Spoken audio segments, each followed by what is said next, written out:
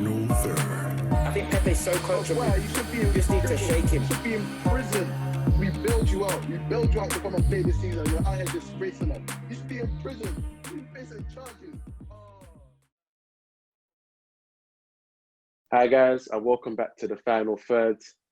It's Banks, your host, joined by Lavish, and we're here to discuss the midweek fixtures. You know, it's Christmas, it's getting to the busy period. Lots of games coming thick and fast. We love it though. This is what every month is English December. football's all about. You know? Every month is December.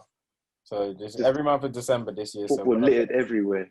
Listen, I'd rather we take a break. That's Now every month is December. Now we need Koro as Arsenal. Now we need Koro. Now you need a little break. You don't want to see football for a little second. Nah. Let's jump straight into the Wolves and Chelsea match. Chelsea were 1-0 up, but succumbed to 2 second half goals from Wolves. How were they able to lose this match from 1-0 up? That match was so open. You can't come and tell me that Chelsea have the best defense or one of the best defenses in the league because they go up against Wolves, yeah. Nah, they go up against Wolves, yeah. A lot of guys will say they got the best fullback pairing. I'm seeing Podence put Reece James's batty on the floor. Putting Chilwell's batty on the floor and seeing Reece James all twerking and doing freeze frames in the box. I'm thinking, bro, best wing back pairing, yeah. Cool. But anyway, they were getting exposed, man. They were just in isolated situations as a defense, and I don't think, and I couldn't even say from the midfield to the defense. I couldn't really say who played well because they were kind of all over the place. They were comfortable. I'd say Pulisic in the first half played well. Yeah. He was dangerous in the first half. But then they decided to switch it for some reason in the second half. He went to the right and he kind of drifted out of the game. I didn't get that decision to put him out on the right. Lampard does these unorthodox switches, yeah. That's just, what are you doing, bro? He'll just play you out of position or not play you. It just doesn't stick. You don't have to prove to us you've got tactics. You don't have to prove. We know you don't. You don't have to prove it. You've got the job. You've got the job. Literally, you've got the job on the technicality of a legend to recommend it. Yeah. So, like, you don't have to prove anything right now. But I'd say. Go on. I'd say second half is for Havertz. First half, throughout the game, he was pretty much anonymous, and in the second half, when Wolves he felt even more invisible. Kind of, if you get what I'm saying, like you need your midfield to actually come and work as a unit now. Now that you're getting kind of overrun, and Havertz was kind of going through the motions. He wasn't really effective in anything he was doing. What's Havertz's best role though? They're saying it's an 8 or a false 9. Like there's a lot of positions being thrown about. I don't like because he hasn't actually done anything good so far. I don't know. It's hard for anybody to say where he's going to be good at, because literally he hasn't done anything good coming to the Premier League so far. So to put him in one position and say, oh, if you play him here, he'll play well. It's difficult to do right now. It's not even the fact that he hasn't done anything good, yeah, because Premier League is a pressure cooker, yeah. But for me, it's like, what attributes best suit him to, like, what are his best attributes to a role? Like, what can I say? Yeah, he's good at this, and this. And then you can say, okay, those positions, the best, like, this, if we put you in this position, yeah, like, yeah, your attributes will shine. Like, we'll get the best out of you. I don't know. Is he a good one? Technically, all I know is he's technically sound. I mean, yeah, I guess. What does that mean? He's got a good shot on him apparently, but we haven't really seen it yet. But maybe play him closer to the goal, because right now he's playing as a centre midfielder. Maybe he needs to play closer to the goal. But whatever he's doing right now is not effective for Chelsea right now. And that's the same for his German compatriot, Werner, as well. Werner, I don't know what you need to do to come alive in this league, but do it quickly, because whatever you're doing out on the wing is not working. When they play you up front, it's not really working. So I went into the Chelsea rehab room. Went into the Chelsea rehab room on Clubhouse after the match. Oh my God. There was laying into Werner, laying into the boy. I was thinking, raw. Title challenges, nah. Okay. I don't know. They called me a bad guy when I said they haven't. They called me a bad guy when I said they haven't done anything yet. They said I was hating. we're not gonna leave this match without shouting out Yota, no, not Yota, Neto and Podence especially for the goals they scored, because Neto's one nasty, Podence is one you can't twist and then bang it. Neto's goal was nasty because it was like 2 against 6. It was 2 against 5 in the Chelsea half. It was a counter. But it's just he held it up and you just thought, no, he's not going to go alone and try to put it bottom bins. And he did. Shall I tell you what? Shall I tell you what's sneaky about Neto? It's not even like he's mad fast, but the way he runs with the ball, it's so hard to keep up with him. Powerful still. It's purposeful. He's a powerful runner. Powerful runner. Zuma, though, you knew what Neto wanted to do. You could have stopped that. Zuma, you knew Neto only wanted to go on his left foot, and you let him. That was a bit sorry. You don't think you could have stopped him? No, but I don't think Zuma's good enough. I don't know, man. I feel like that's a preventable goal. No, you just said how purposeful. You just said how purposeful Neto is. He's just not trying to show him. So I don't know. But hey, shout out those two especially. What are you looking at? Who's in your office? Yeah, this woman just shouting. She's closed the door now. I tell him, don't come into my office. Don't, hold down the den. It's calm. Not during business hours, During business hours, man. Holding down the manor. Moving on to the Man City match. Finished 1-1 at the Etihad. He scored it. Gundogan scored the first goal, equalised by an own goal by Ruben Diaz. We're not giving it to Shani Pep's attack is not really. Nah, they took it away. I would have gave it to him. My Nigerian brother. I would have given it to him. I would have happily given it to him. According to the final third, is there Shemi Ajayi goal? Man, were messaging me like, good goal, Shem. I said, what? What? You acted unbelievable, right? But I can't lie. That result. Question is. Yeah, go on. The question is, how does Pep revitalise this Manchester City attack? Because they haven't been scoring the goals which we've accustomed them to ever since Pep has come to the Premier League. I feel like the attacking onus is just dependent on one player now. It's kind of Sterling and it's dried out. I believe, we know this, teams go through cycles and he's coming to the end of the cycle. It's kind of plateaued. Why did he sign a new 2-year deal if he believes he's coming to the end of the cycle? You didn't need to sign a new thing, but Messi's obviously said, I'm coming. No lie. For you to sign a new thing, Messi said, I'm coming. Messi said he's coming to City. So that's why he signed it. But for him to revitalise, they need a signing. Because they lost to Liverpool. You thought that would be enough motivation to be like, okay, let's kick on. But Aguero not being there as well, it takes out a couple. They didn't lose. You mean Tottenham? No. I mean they lost the title. The title. They lost. Title. My bad. I should have been clear. They lost the title to Liverpool.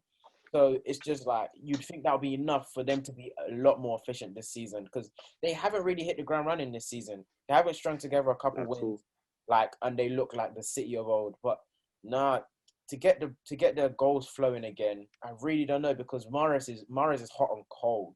And when Mahrez is off the boil, it's so easy to defend against. It looks bad. So easy to defend against. How do I answer this question? It's difficult because the way Pep plays, you see it go through De Bruyne so much. Like yesterday, whipping in balls against a West Brom team that are there to head the balls away. That's all they do. Clear the ball. Like, that's their meat and drink. And he had De Bruyne whipping and whipping. Another bad performance by De Bruyne. They created a couple of chances towards the end, but looking at the whole 90 minutes, it was not a nice performance. And how did they get some spontaneity back in the attack with these overly coached attacks? Sometimes you just need to get some spontaneity back in there, man. I feel like the key is personnel.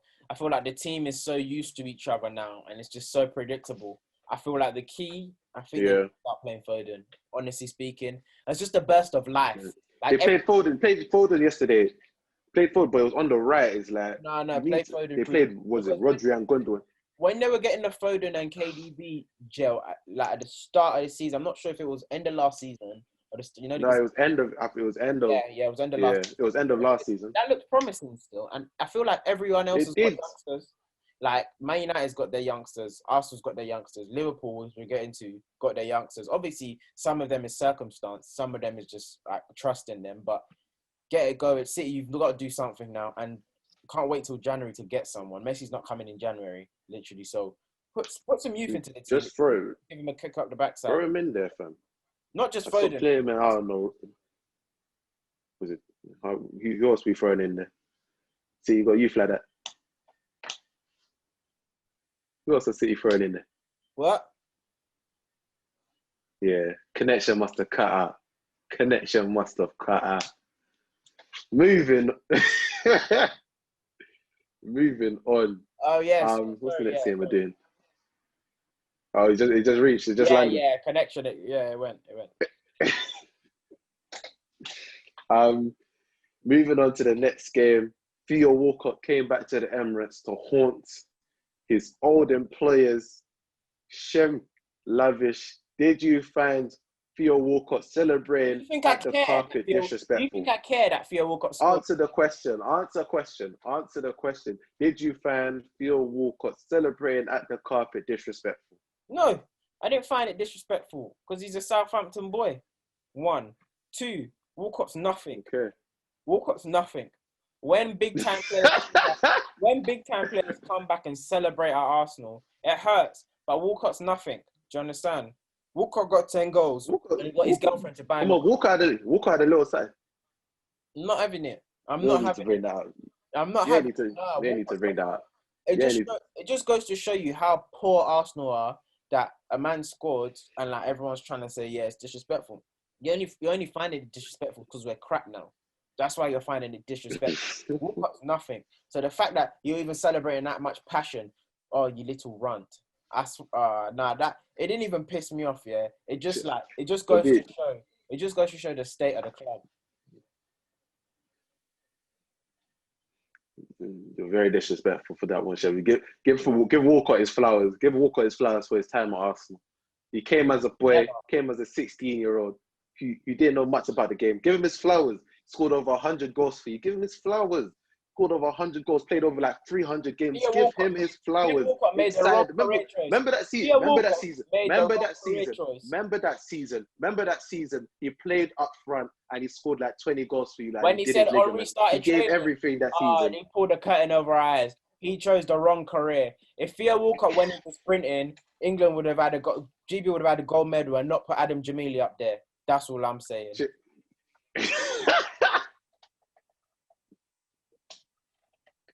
You say you think he's faster than Jamili? Yeah. Okay. Well, yeah, I'm done with you being disrespectful. Arteta's boys. Is this a step in the right direction after 4 straight home losses? No. A point at home to Southampton. A step in the right direction. Oh, you lost. You take that as a loss. Yeah. Oh, fair enough. You don't see any positives. No. You again got sent down to 10 men. No, and you managed to hold in. We lost. No positives. What positives are you got to take? What I can take from it is the fact that this is the first time in a long time where when we attacked or when we had a spell of pressure and when we were putting pressure onto Southampton, I felt like, okay, maybe we're actually going to score. But that is a sad state of affairs when you're thinking that as an Arsenal fan. Maybe we're going to score. Maybe we could get a goal. Sometimes. Did you see Aubameyang? Maybe shit. Did you see Aubameyang and Saka's tweets yesterday? Aubameyang's here for the good times. He's going for a good time, not a long time. And he's going to say Saka is still. Someone said it. What platform was it where they said the youth in you? Okay, yeah. When we was on Football Terrace. No, it wasn't Football Terrace.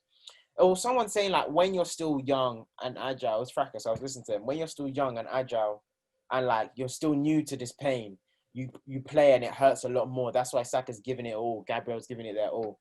But when you've been here for a long time, it just all becomes a bit of a circus. Do you get? So Aubameyang, he doesn't need to. It's a bit of a job. It's just a job at the end of the day. Yeah, it's just a job. He's picking up 350k. It's a 9 to 5. He's just happy to be amongst the goals. And I was putting up eyes for Lineker's tweet. I was just like, stop being shameless. Stop being shameless, my brother. Brothers, stop being shameless. But moving on to the big game of the week, midweek fixtures. Liverpool overcame Tottenham Hotspur in a top 2 battle, finishing 2-1. Bobby Firmino getting the winner for Liverpool. A lot of people have criticised Mourinho for his approach to the game, said it was too defensive, anti-football. Did Mourinho go into a clash at Anfield with the wrong mentality? Jose Mourinho is a psycho and he's a sicko. You cannot just stick man in the box, yeah, and call it defending. I'm so happy they lost. I am so happy they lost. First of all, it's anti-football. I'm so, I don't get why people are surprised. It is anti-football, but this is Mourinho. I'm more surprised that people are surprised Mourinho took this route. At Anfield, where nobody has won in 3 years, people are surprised that he said, we're going to pack everything behind the ball. You lot are going to have to work this ball to score the goal, and we're going to counter if we can. Mourinho's best teams are built on, we're not going to lose away from, we might not win away from home, but we're definitely not going to lose at the big teams. That's been his mantra forever. So the fact that people are surprised that Mourinho took this route. Here's why it's so disgusting. Mourinho's done this, not just in big games, everywhere. Every game so far in which everywhere, but it's Mourinho. The thing is, people weren't. Every game so far in which people weren't mad at this. People weren't mad at this. In every game so far in which they've got 3 points, bar one which they got the last minute win. I'm not sure if it was Brighton or something, but some of these games where they're Brighton or something, games where they're not necessarily the smaller team or it's like an even matchup, they just sat behind the ball, just very structured. It's just like, when are you going to play free-flowing football? I'm not angry that you did that in Anfield. I'm angry that you're trying to do this through the whole season and you want to mount a title challenge with this. Nah, not my God. But he was very... Not my God. Allow it. He was very, he was a couple of good finishes from Bergwijn and Kane away from taking away something from Anfield. A long ball, knockdown header. Another one was corner. Stop.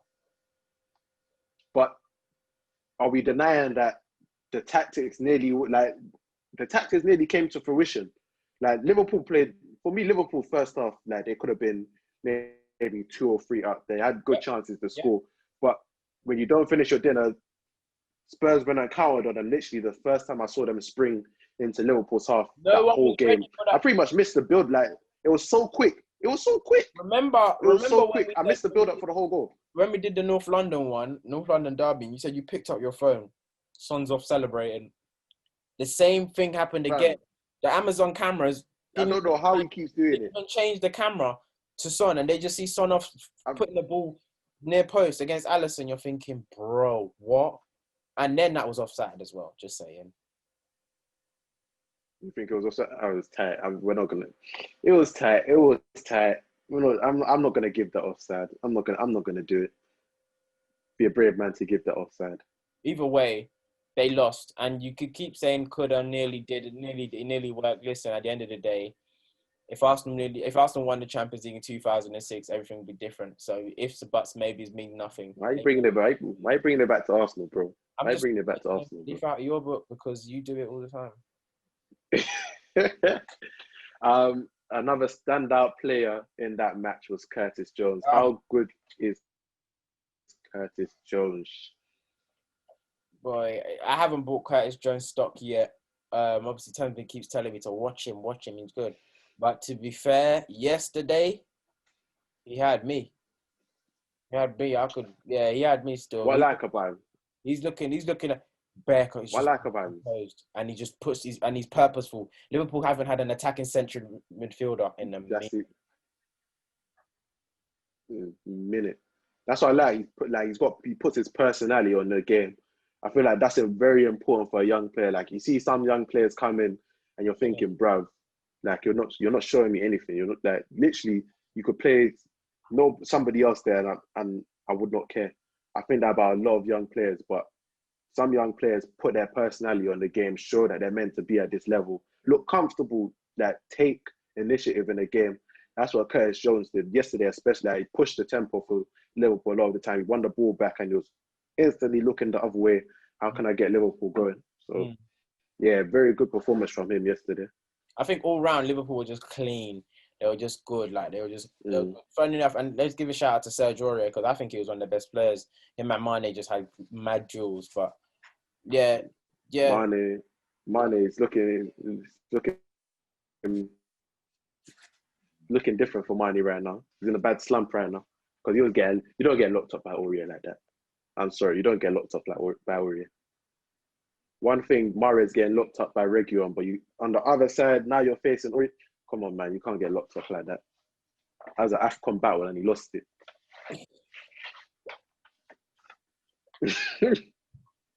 You can't lose that AFCON battle, fam.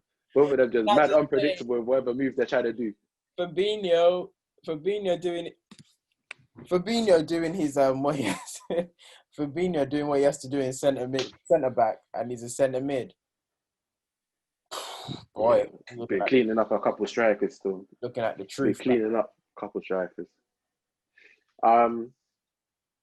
What's the other thing? Mourinho. Last thing I want to touch upon this game.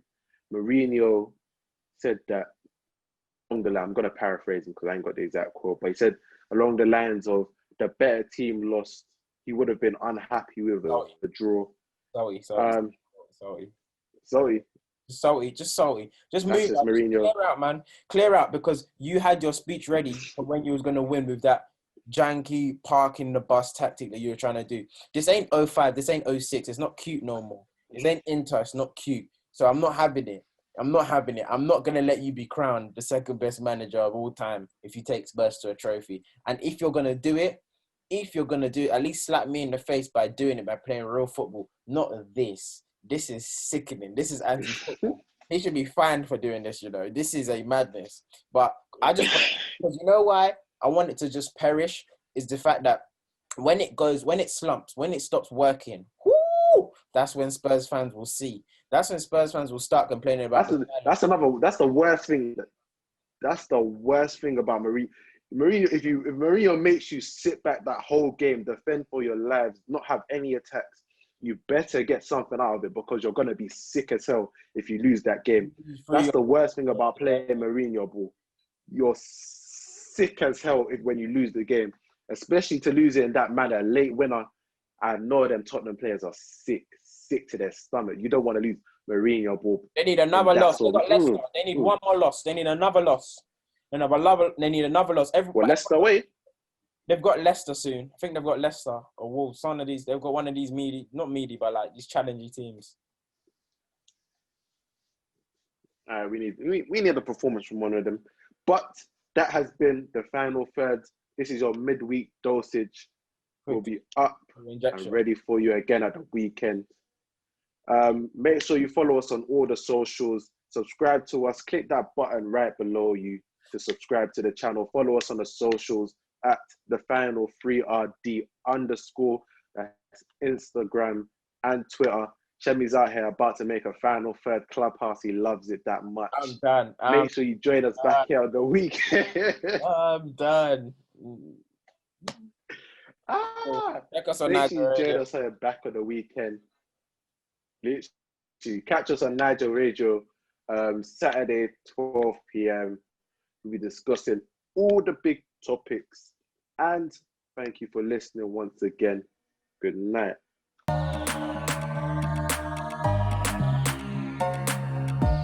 You are now listening to The Final Third. I think Pepe's so coachable. You just need to shake him. You should be in prison.